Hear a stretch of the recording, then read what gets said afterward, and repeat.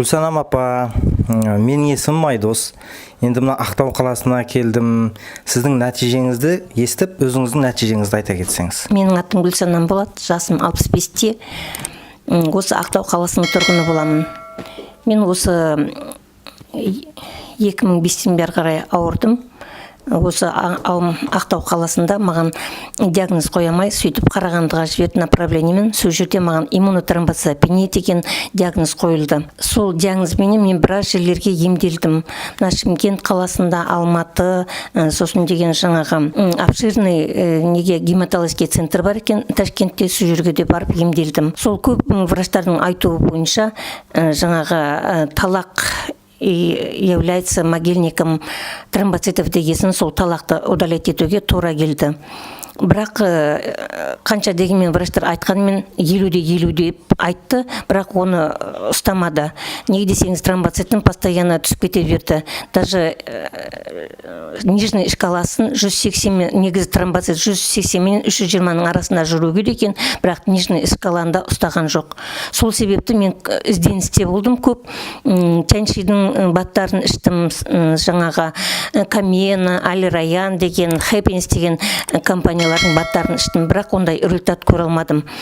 Осы 2018-дің март айында біздің Ақтауға осы Global Trend компаниясы келді, сөйтіп мені Жандалиева Тыныштық осы компанияға шақырды.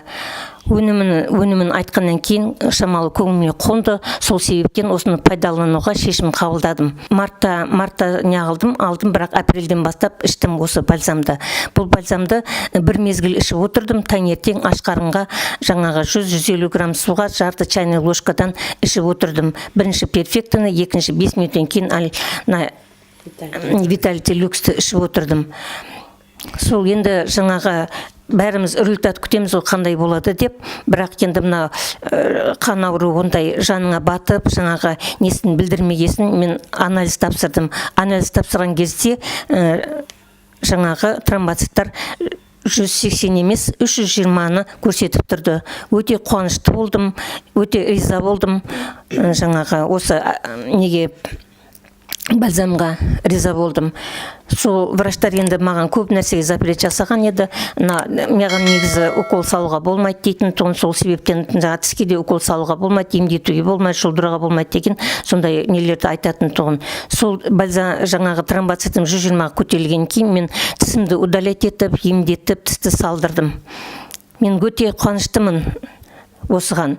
Енді бәріңізге айтатыным осы жаңағы осы бальзамды қолдануға шақырам. Неге десеңіз, бұл бальзамды 700 аурудың алдын алады деп айтылады.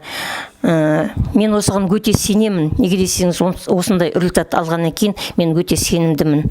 Келіңіздер, алыңыздар, қолданыңыздар, ішіңіздер. Енді Гүлсанам апа, сізге көп рахмет, өз нәтижеңізді бөлістіңіз. Енді басқа адамдарда, сіз қатарлы басқа адамдардың да денсаулықтары бар қойда, солар да келіп ішсін, өз денсаулықтарын түсесін. Енді сіздің жасыңыз ұзақ, ғұмырыңыз ұзақ болсын. Мен айтқаныңыз келсін, рахмет.